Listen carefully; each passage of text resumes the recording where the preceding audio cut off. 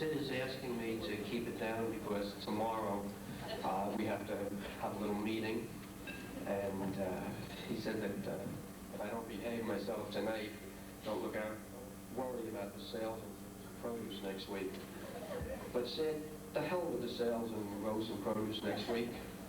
Tonight we're here to have some fun. I have come to know and love Sid Feinstein over the past 3 years. As many of you have known and grown to know Sid over the past 24 years. Sid, why don't you come up and join me and occupy this seat of honor this evening? Okay.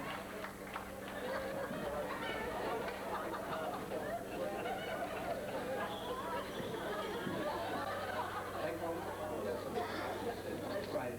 Can I ask someone, okay, please, can we get a drink for Sid here? A very large double scotch and water, light on the water, and check the ice cubes. Sid. Thank you. New suit and everything. You look super, Sid.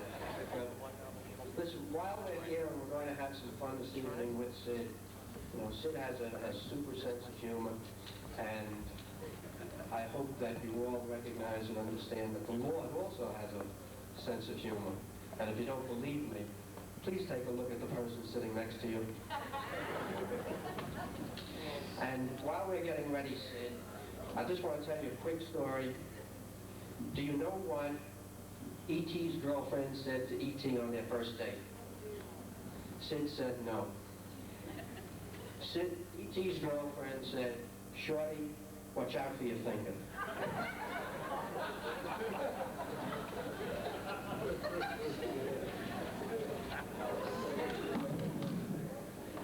Let's face it.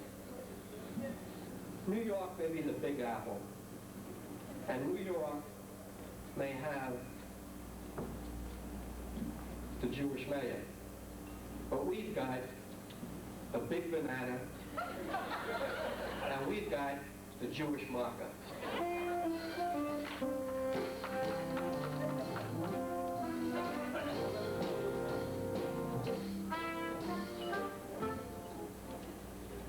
Thank you very much. Everyone knows what a marker is. Sid, do you want to hold this?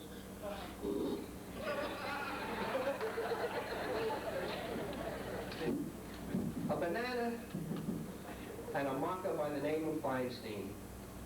Sid for short. Like that maestro across the river with the baton, Lenny Bernstein, this marker makes music. Except he does it with melons, peaches, kumquats, oranges, apples, endive, and Walla Walla onions that bring tears to his eyes. And believe me, this is one booby who's come a long way, baby.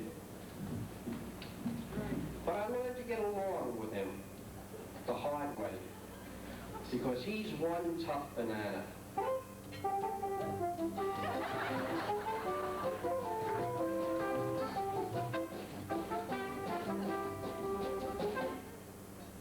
What I had to learn is that you have to understand this banana. He loves to dance. He just doesn't like anybody stepping on his toes. He loves to eat. He just doesn't like to eat his own words. He loves suspenders. He just likes a belt if it's a shot of whiskey. He loves to play cards. He just doesn't care how much his friends leave at the table. But like I said, one tough banana. He is a tough man, because I worked for many years. This one day, store manager said, "Sid's on his way." So, of course, I wanted to be in good shape when he got there. So I went through the whole stand. I took off about 8, 10 pineapples, put them in a basket, and put them in the back room. Not thinking, well, the garbage shed was loaded, so we couldn't get it in the garbage shed, so we left it in the back room. So, turn around, part-time, I went out for lunch, part-time kid come in, and he needed pineapples. So he goes in the back room, instead of going in the ice box, he takes the basket of pineapples that I had taken off the stand. So he takes it, puts them out, sure as God made apples. Sid comes in about 10 minutes later, and he's walking the stand, comes to the pineapple. He says, oh, takes the pineapples, throws them on the floor, stamps all over him, and so upset, he walked out of the store. So I guess after he got out of the store, he had to change a part. So he called up to apologize. But I wasn't there. So a day or two later, he comes in, and he takes me to the back room and apologizes to me. So I said, that's all right, Sid. A real calm, you know, I'm a calm guy, I always was. Especially when Sid was concerned. So I said, that's all right, Sid. We all get that way sometimes. And I walked away from him. Well, we hit the stealing again and walked out. Then he had one bad habit, or a good habit. Every time he'd come in, he said, send the kid out for coffee. And he handed me a $20 bill. Them days, coffee was what, 10, 15 cents? So I didn't have the heart to take the 20 and change it. So I used to dig in my pocket, take the money out, and bought the coffee. Kid come back, I'd give him his $20 bill and the coffee. So every day he came to buy me coffee, I bought Sid coffee. So he always had the $20 bill. I gotta say one thing, God bless you, Sid. Thank you, Benny.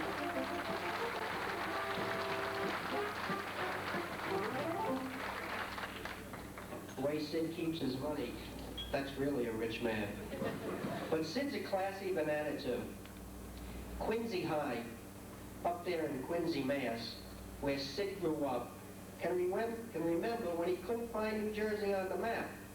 And he was no kid when he finally found it. He was so grown up, in fact, he was too old to learn how to say Jersey. Instead, Sid, how do you say Jersey? Jersey. Now that's class, okay? Way back when, you might say Sid was a pushy banana. The folks in Chelsea, Mass. Can remember that when push came to shove, Sid told him he'd rather push. And just to prove it, he started out with a push cart full of strawberries, blueberries. Come on, girls, take a look over here. Take a look over here. I got oranges. Oranges, nice picture. Bigger than Baltimore. 49 cents a dozen over here. Come take a look. Come on, girls. Come on, girls.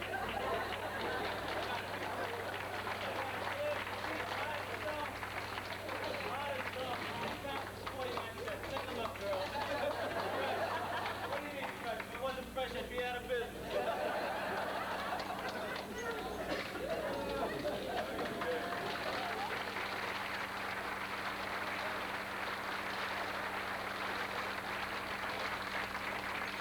Well, Jimmy, thank you. And Sid, as you all know, he's still pushing. Okay? But it's not pushy. It was just crazy. Sid's a banana with a past. Uncle Sam can remember when he was in the 88th Infantry, and he kept calling the trenches the pits. That was the big war, Sid. World War I. Anyway, he must have been brave. He didn't even carry a gun. He figured he didn't need one. He could talk them to death. They gave him a Bronze Star for bravery. Why wouldn't they? He was the only guy running around with a banana instead of a bayonet. Besides, he had the best hand. When he came back from the Army, years later, he gave the Bronze Star to his kids. And kids being what kids are, they lost it. Now, Sid could have ranted and raved at the kids, but he wouldn't do that. What did he do? He ranted and raved at the Army. He told them, hey, how about another Bronze Star? And the Army, being what the Army is, they said, hey, buddy, nice try. But I gotta tell you, we had this fire, and your records went up in smoke. For all we know, you could have been 4F. Well, I don't know exactly what he did, but I can guess. He charmed them into another Bronze Star. Charmed? Hell, if you know Sid, he must have threatened them with another fire. Let me tell you, Sid is also one clever banana.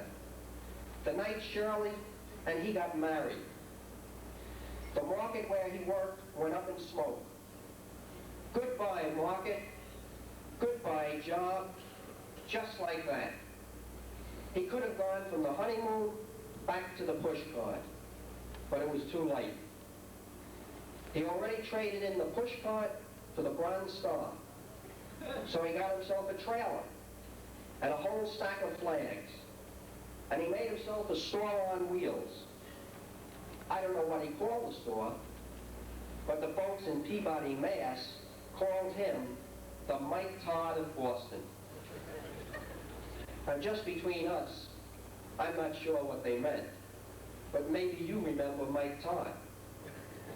He was one of those guys who married Liz Taylor and a lot of other dolls. Sid, on the other hand, has been only married to one. Only one, a real lady. That's Shirley.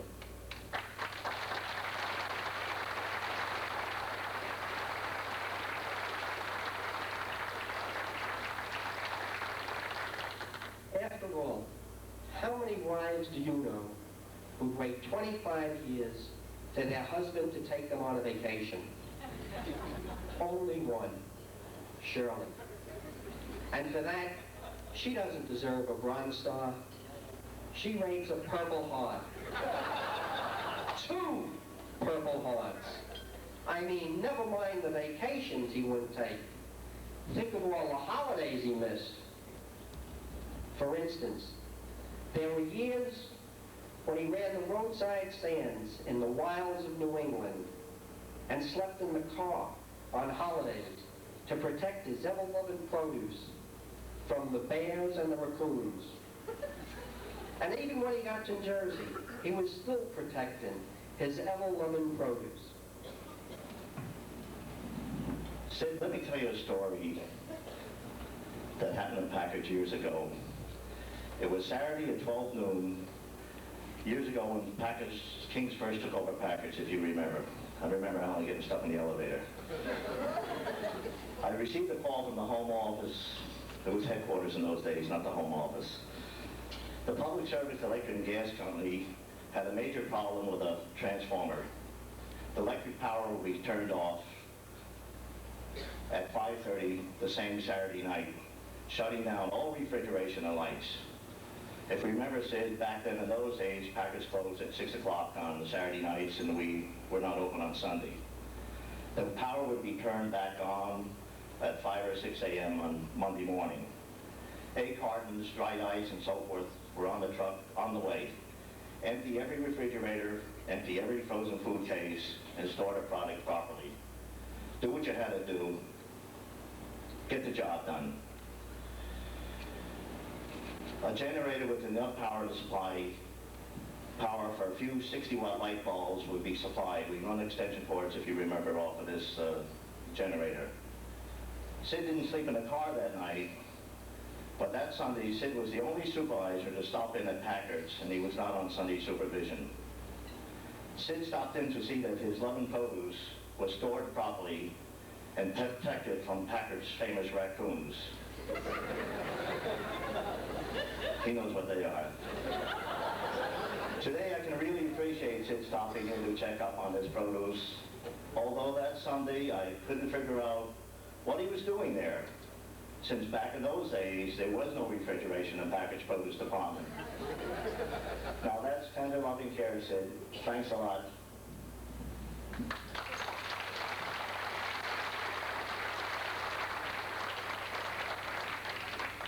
Fortunately, those days are behind Sid. Now Sid doesn't have to be such a tough banana anymore. Ask any supplier. He'll tell you, Sid is a real peach of a guy. He loves produce. He loves suppliers. And when their peaches aren't up to fuzz, he loves to give them hell. But the nice part of it is, he doesn't play favorites.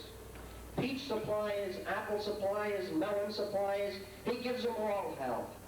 And Sid, here is a kid you also once gave hell to.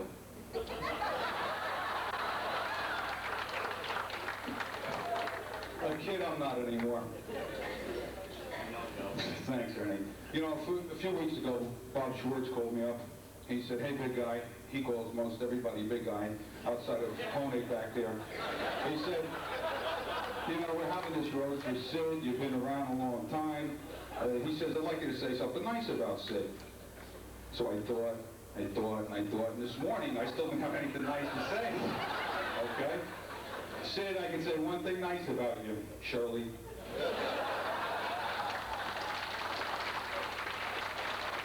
You know, Sid says he hired me. He didn't hire me. Shirley found me, and she hired me.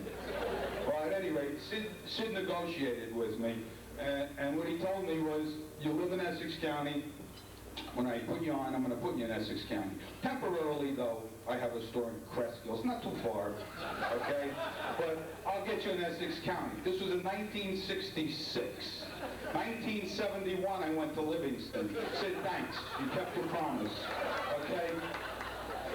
The next thing I have to thank you for, when I did go to Cresskill, Sid and I lived very close to one another, and he told me he'd pay my tolls to Cresskill, because they were about $1 a day tolls. And he did. But the first morning, he waited for me. He says, it's tricky to get there. You follow me. So we get on the parkway, and he waived his ticket. Okay? I assumed he paid the toll. He didn't pay the toll. Fortunately, the cop, he let me go. Got a few other things, and then I'll sit down. You know, whoever knows him knows he can tell a story. He can tell a story about the ceiling, about the floor, about the morning. I understand. When you retire, you're going to write the third part of the big book. It's going to be the Better Than New Testament. Also, as he got to be a vice president, he's a big deal now. He's getting very cultured. He's studying Roman architecture at Caesar's Palace every weekend.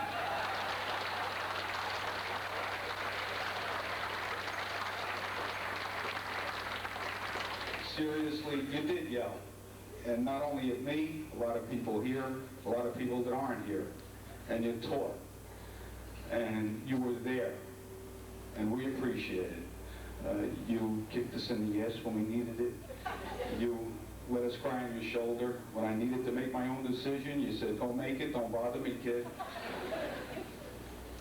What I am, okay, is part of what you are. And a lot of people who've been blessed by you, okay, are here tonight, and we thank you.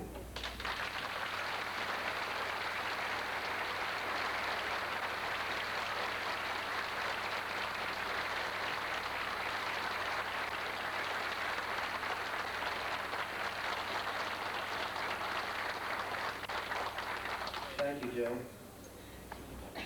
Some people think Sid goes a little too far sometimes. He's been known to turn down Tutti Frutti because it's too tooty. I know better. The trouble's got to be the fruity. Sid takes advantage of every opportunity, and maybe some of you remember this one.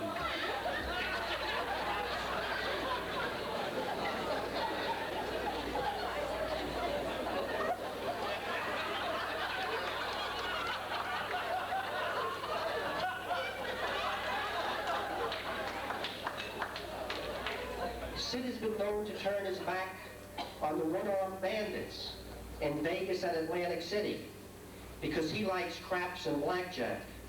I know better. The trouble is, those one-armed bandits can't pull the wool over Sid's eyes.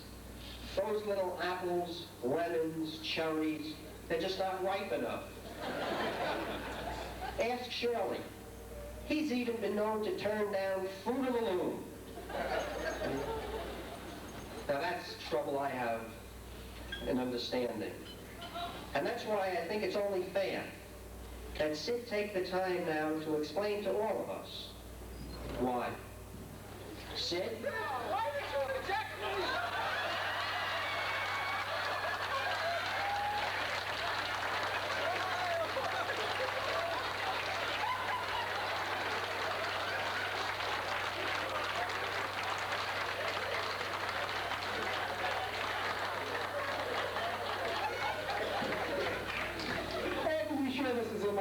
prescription.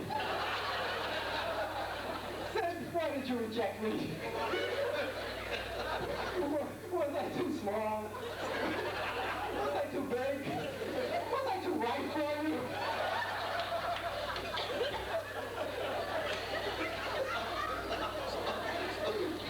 I passed ShopRite's inspection. I passed Pathmark's inspection. I just couldn't pass your inspection. Didn't I always give you 40% profit? Well, I guess the only thing left for me now is to become an Apple computer or Apple cider. Alan, if you would have given me the $5 raise, I wouldn't have had a moonlight. Are you sure Johnny Carson started this way?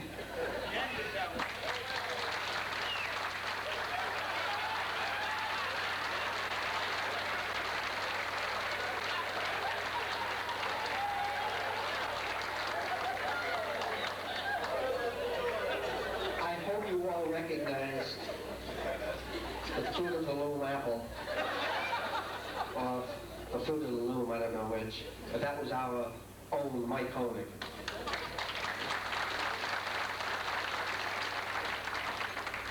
And I'm really glad that's all cleared up. The answers didn't make much sense, but the questions sure did. And now for some more questions.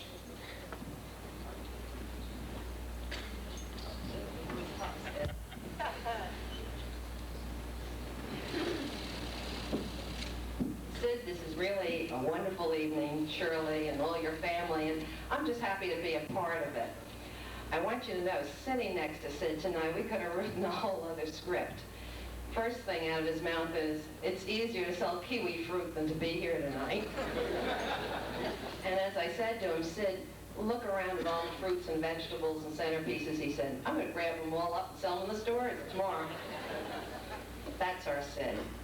If you look around the room tonight, starting with Herbie Zane and his boys over there, and the waitresses and waiters that one night you'll see, and a few other people in the room, and the way I'm dressed, you'll see this is the appropriate attire for the night, because this is really a very fancy, formal night. And now I want to read some questions and answers that have been especially prepared, and not with great expense, I must say, Sidney, for tonight. And I know some of you will think you have the answers before they're in these sealed envelopes and I have a chance to read them to you. But you may have some surprises. Shirley always has the answers, right? All right, our first question. Are you ready?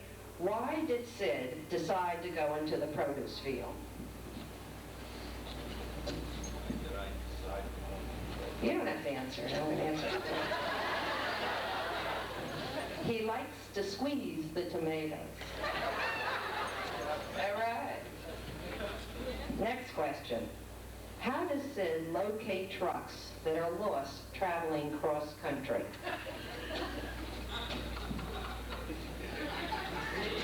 Ready for the, huh? You're right. He shouts loud enough for them to hear him.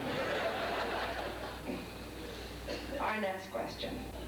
Why is Sid usually at the produce distribution center when the over-the-road trailers arrive? Shirley, you ready for this one?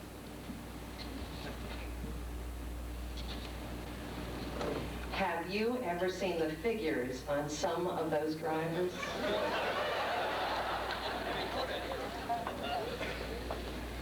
Why does John Matos spend a lot of time in Sid's office? These are really an envelope sealed, so it takes time.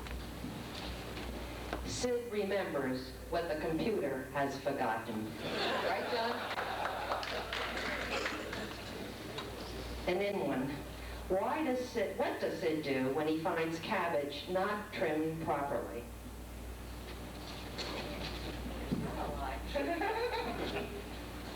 He retrims it by jumping up and down out of it. What can we do to help Sid control his emotions?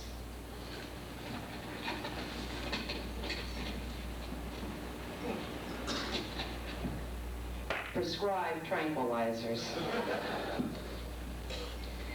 Why are are we now buying so much fruits and vegetables from Nevada and the surrounding estates?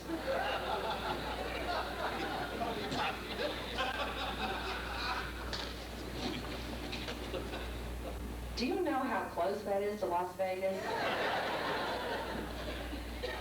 Why did Sid recently call a sweet potato grower in South Jersey?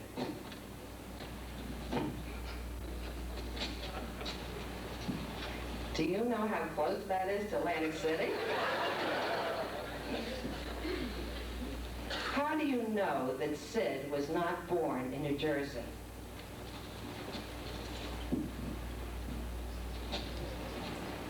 Have you ever heard him talk? Why doesn't Sid brown bag his lunch?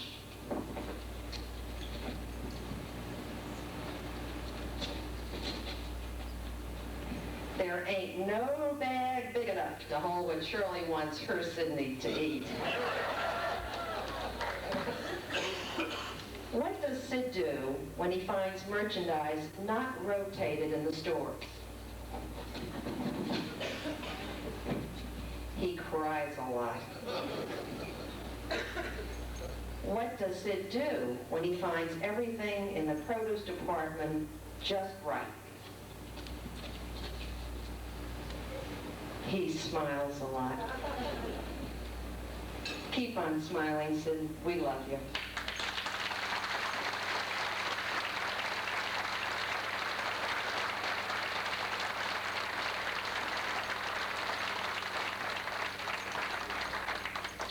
Thank you, Joan. Last night, I was losing sleep trying to figure how to close this little roast. When it finally hit me, maybe I'll get an idea if I run my fingers through my hair. I remember seeing some genius somewhere do that once. I don't know where. Maybe in a movie. I forget. Anyway, I started running my fingers through my hair the way this guru did. It felt okay, but damn it, nothing happened. Nothing. No light turned on in my head. No voices spoke to me. Nothing. Zero. Zilch. So I decided to try it again. Only this time, I leaned back and kind of frowned and squinted the way I remember this guru did. Then I started to feel so full of wisdom, I fell asleep. But all the time, I kept running my fingers through my hair. Then, finally, it came to me, kind of out of the fog. Pretty soon, I could see Sid's past, passing by me like a parade. And who was leading that parade? Sid. The sight of a young man wheeling a pushcart all the way from Massachusetts to New Jersey, whistling.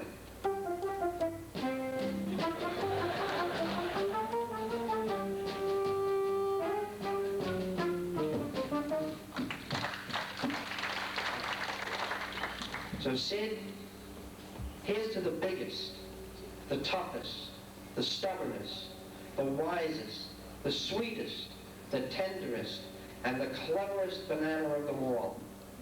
After all, how many bananas have we ever known who could squeeze out a living from all that citrus and a pushcart and keep coming back for more, and then live to tell the whole story? Here's to you, Sid, a very rich man.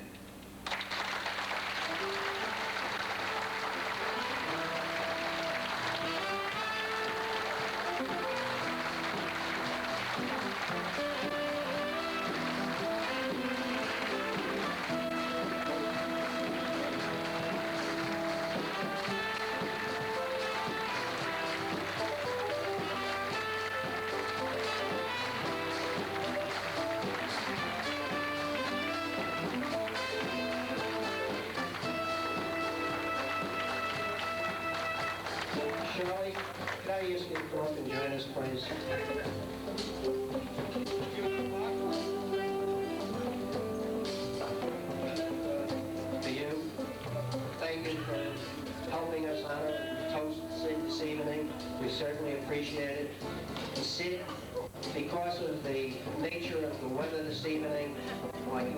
tell me on Monday why the truck's so late. It's raining in Florida, snowing in California. We had a little gift for you this evening that didn't make it delivery-wise. What we're going to do tonight, and we owe you, it will be a copy of the front page of the New York Times that appeared on your wedding day with the inscription to Shirley and Sid, with love from Kings, January 23rd, 1983.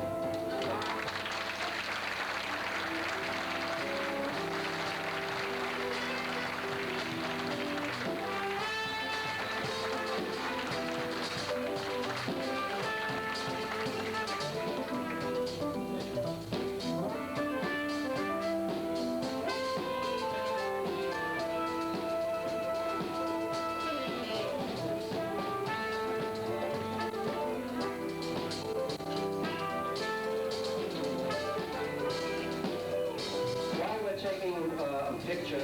George Resnick came back from vacation this evening, okay, to honor Sid. So George. Thank you very much. Thank you, Bob. Gene and I cut our vacation short because I wouldn't miss this for the world, because Sid and I went through a lot, and I just got to say a few words. Sid, I want you to remember Summit when you were a produce clerk, right? Okay, you remember, okay. All right, Sid, then you got to remember Ivy Hill. Like yesterday. How about 27, East Orange, Sid? When you come in on a Friday morning and you said, "Hi, George," with that big wide grin, with that Boston accent, and you said, "Hi, George," and the next, and then the next day you and I had a big laugh. Then we remember Paramus. You remember Paramus, Sid? That was the day, and that was what we did. We did a job for the company then, and it's all due to you. And Sid, you are the greatest, in my estimation.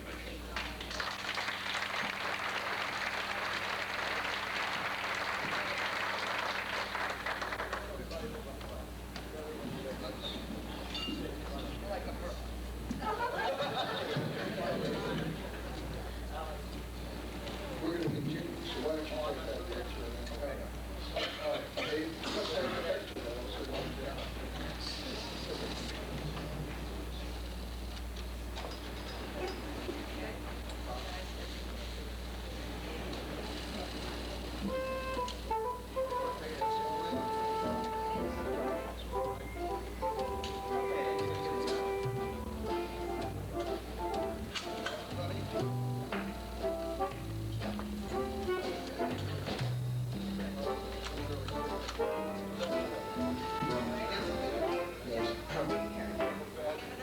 Okay, thank you, everyone. We're just going to wind this up now with a special surprise for Sid and Shirley, so bear with us.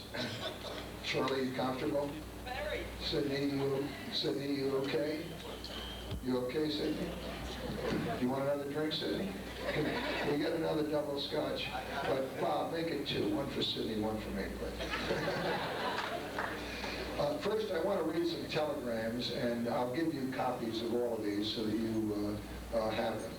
This first telegram is from Jim and Nancy Shirley, and said, "Dear Sid, while we always knew you were very talented, it was not until we were forced to buy our fruits and vegetables from Stop and Shop, Star, and Purity Supreme that we really understood how unique you are. You are truly one in a million. Love, Jim and Nancy Billner." We have another telegram from my sister Phyllis. "Dear Prez, would have enjoyed being with you January 23rd to honor Sid, since he is one of my favorite people. It seems like yesterday when we met Sid and Shirley, and they were easy to like.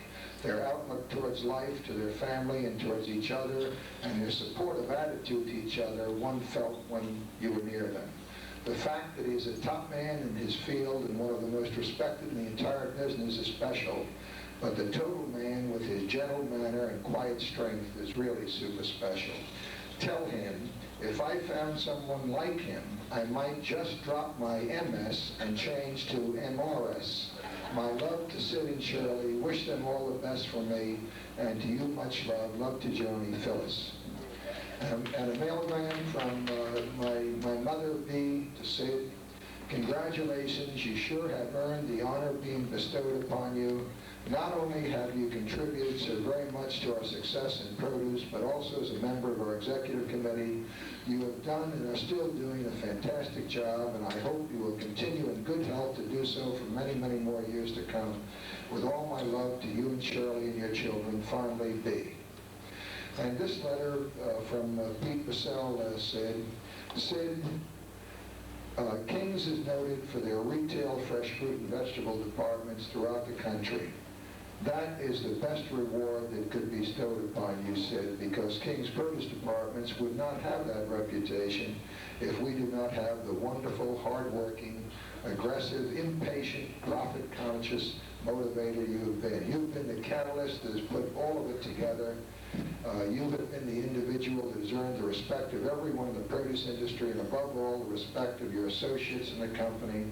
Our relationship, usually pleasant, sometimes stormy, goes back 25 years. I want you to know most sincerely the great respect that I hold for you, and not only what you have achieved as head of King's Produce Department, but how favorably you have affected the lives of the people you have touched. We have been business friends, and I also want you to know that I view you as a personal friend. I am so pleased to have an opportunity to express through Alan my sentiments for you, Pete Purcell. And this is a telegram from former Secretary of Agriculture, Phil Lampe. Sid, this is a confirmation copy of a telegram addressed to you. Congratulations and many thanks for your many years of outstanding service. May God bless you and the devil miss you, Phil Lampe. And then Sid, here's one that was kind of unexpected that I received just before I left. It says, Dear Sid, in the 2 years I've been in government, I've learned that when you get into bed with government, you get more than just a good night's sleep. Since my length of service in office seems likely to be shorter now, your long service really impresses me. Congratulations to you, a 1983 Service Club recipient, signed Ronald Reagan, President of the United States of America. I'll pass this on. Sit right there for a moment. So we have a plaque, and the plaque is in the process. That's for my throat.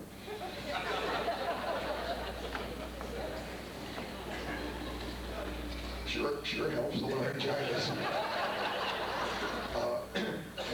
This plaque is in the process of being made and will be framed and graphed properly in script, but I want to read what it's going to say, and we'll have this ready as soon after the dinner as we can. It starts off, a salute to Sid Feinstein, Vice President Produce.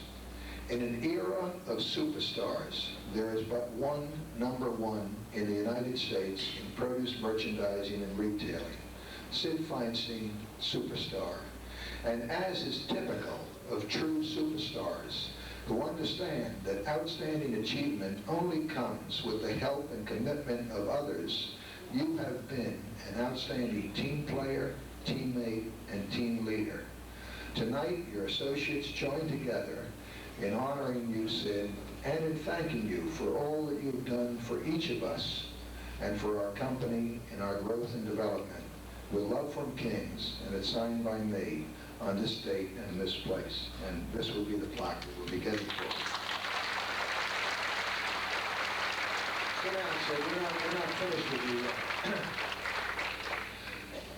Even at the expense of time, I'm just going to take a few minutes and tell you about Sid and me. Sid, when's your birthday? August, when is it? August 11th. Mine is August 16th. We're Leo the Lions. I first met Sid in 1959 in Grove Street, East Orange. That was the beginning of our love affair that's now lasted over 25 years. We were both young, we were both ambitious, we were both impatient, we were both emotional, we both had difficulty in listening to each other and others, both workaholics, both in love with produce, and we both had bosses that we thought knew less than we did. And we both thought that we had everything it took to take over right away. We were wrong on both accounts.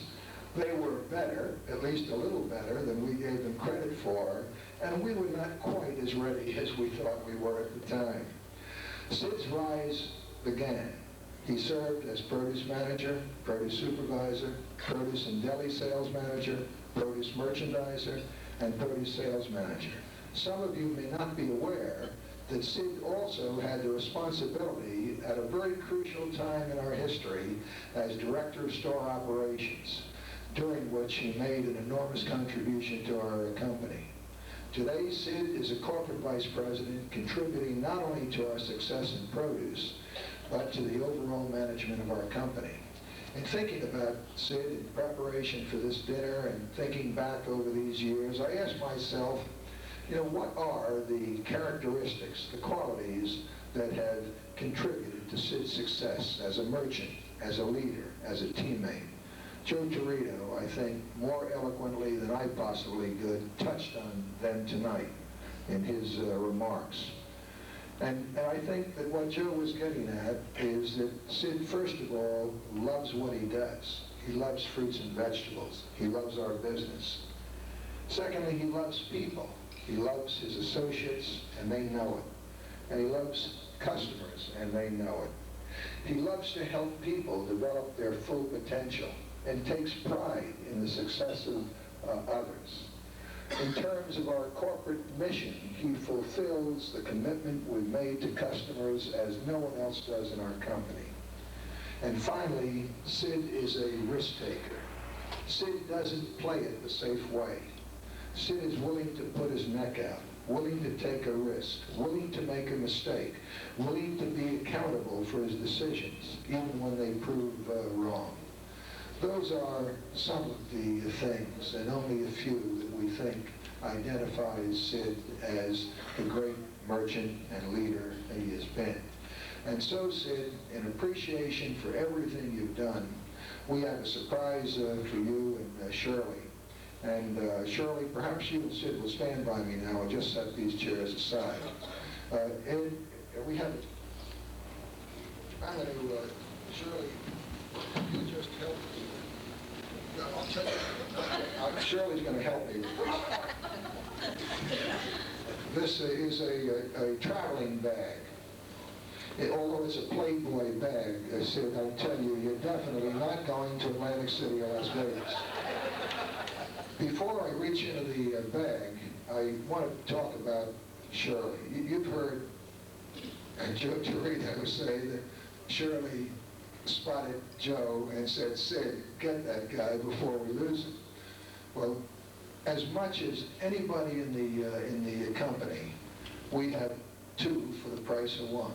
Shirley and Sid are a team. And Shirley has been as committed to our mission and the way we do things as anybody. And Shirley has been Sid's partner and our partner in everything that we've done. And Shirley, this tribute is to you as well as to Sid. I want you to know that. We appreciate it.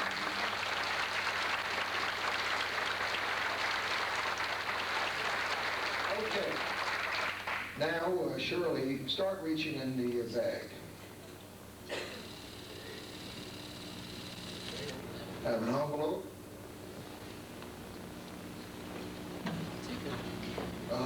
This is what Barbara Lowenfish helped us with this. Barbara, this is, where's Barbara? Here. Barbara, that's a traveling kit? Well, it's surely up to that. Okay. What is it? It's a cosmetic case. Okay, cosmetic case for traveling. We'll just put this in.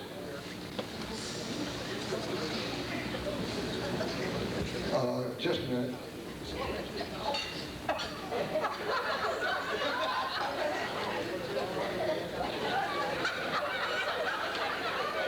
That, Sydney, that's an Arab headdress.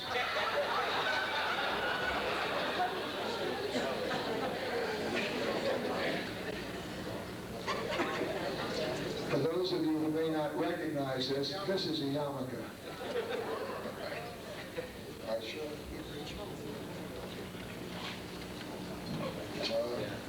I see this is this is another, what, read that, Shirley. What does it say? Jiffy Towel, Mr. Shine. Okay, it's a, Nail clip. Barbara, a little Bon Voyage kit, I think, huh? Okay, keep reaching, Shirley.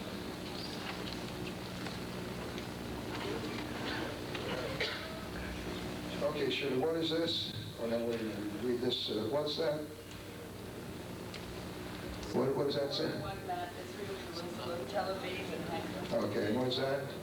English, Hebrew, English dictionary. Okay, and okay, let's see, what is that? Israel. Okay. All right, now we'll open the envelope. Shirley, come on in here and you can read this, okay? Oh, I'm sorry. We want you to read this, Shirley. This is what was in the envelope. Dear Mr. Feinstein, King Supermarkets has purchased our 15-day, 13-night trip to Israel for you and your wife Shirley.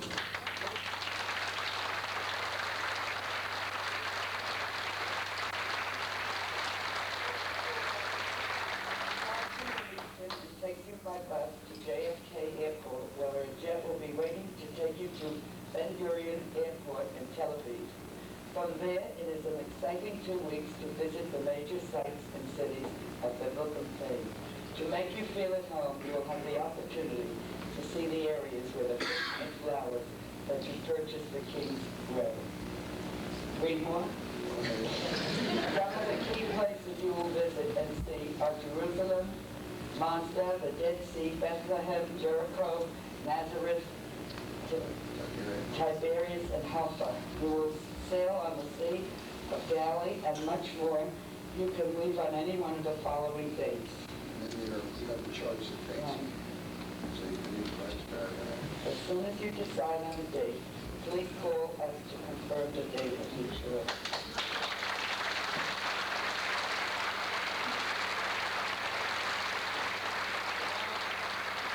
Join me, everybody, in rising and let's get see a standing ovation.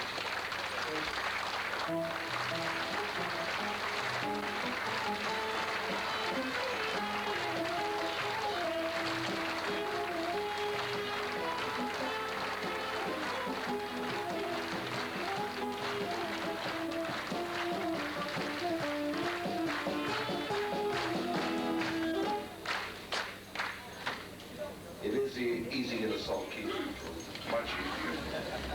But we'll give it a shot. Thank you, Alan. All my associates. This was a beautiful tribute, and l'chaim, health, long life.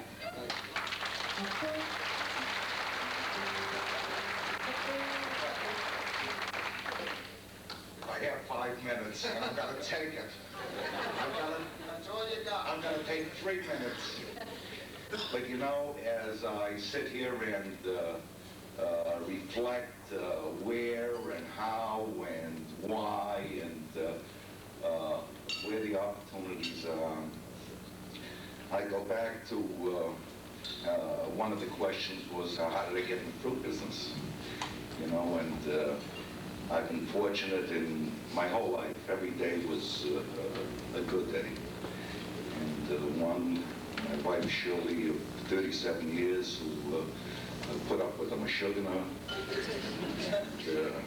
My 2 sons who I take this opportunity to apologize to for the time that I didn't spend with them, but taking care of either my first love or second love, and I don't know where I could put it. But, you know, as I look back, you say, how did things happen? And one, I think I was born in an era of serve or be served. And I think I was in the serve class. And that class, it was a good class. And all my life I think I was born to serve, and serve in whatever way, and to today. and I think it's helped greatly. And as I was sitting here, I said, how did I learn? You know, and I looked at who my teachers. My father, who passed away recently, left me with one thing. He said, I didn't give you a college education, so you have to have time and labor. And very important in this lousy fruit business, or good fruit business, whichever it may be. And I remember a woman by the name of Mrs. Panto, who I worked for when I was very young in the banana business, who taught me that if you break a 20-cent banana and make it 10 cents, it lost its value, so you had to do it right. And a person, and I think Chris Goomis knows, a man by the name of Chick Gilfenbein, who was really, it was in the 30s, but he was in the 70s. He was so far ahead of everybody and still living today, and still a leader in the fresh fruit and vegetable industry, who I worked for a few years, and really taught me how to sell kiwi in if there was such an animal in 1936 and 1937. And a very smart man in the Army by the name of Colonel Threesetter, who taught me that if you don't have wire and your infantry division needs wire or tools, even if there's no wire, you make wire, and you get the wire there, and you get it there on time. And I think those four people really influenced my life. What was very interesting, though, is that there are companies in this business that you could take all those things to and lose them. But when I came here in 1959, Alan, that was the thing. Crazy as I am, and dreaming, I'm a dreamer.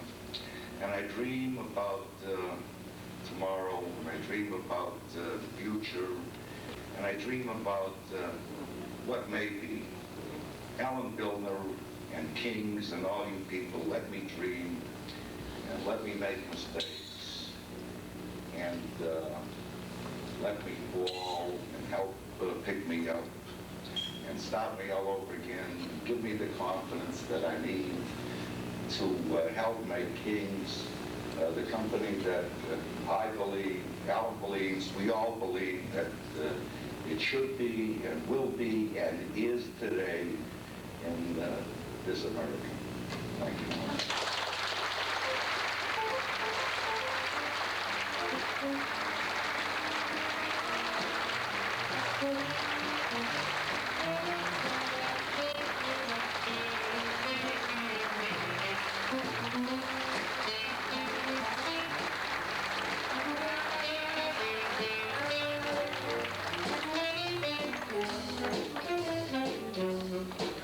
Well, it's finally dinner time. We had a good time, and we'll have some dancing. And let me turn it back to Herbie Zane, and I think dinner's going to be served now.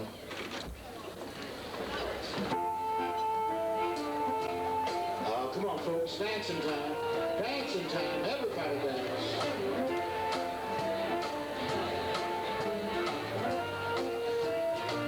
Start spreading the news. I'm leaving today. I want to